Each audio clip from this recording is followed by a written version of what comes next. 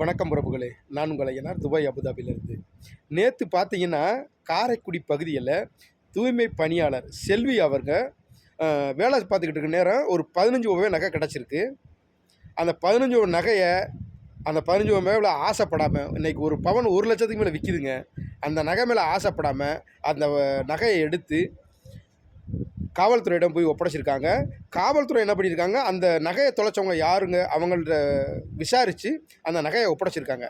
ஏன்னா ஏற்கனவே ஒரு சகோதரி தூய்மை பணியாளர் பத்மா அவர்கள் 41 பவுனை ஒப்படைச்சாங்க. உண்மையிலேயே தூய்மை பணியாளர்கள் சிறப்பான வேலை பார்க்குறாங்க. அவர்களுடைய வேலையை கரெக்டாக பார்க்குறாங்க. அடுத்தவங்க பொருளுக்கு ஆசைப்படாமல் உண்மையிலே நமக்கு வேலை பார்த்து நம்ம கூலி இருந்தால் போதும் அப்படின்னு நினைக்கிறாங்க பாருங்க. உண்மையிலே பெரிய மனசுங்க. இதே போல் ஒவ்வொரு துறையிலும் இருக்க அரசு அதிகாரிகள் அடுத்தவங்க காசுக்கு ஆசைப்படாமல் அவங்க வேலையை பார்த்தான்னு வச்சுங்களேன், தமிழ்நாடு இதோட சிறப்பாக மாறுமுங்க.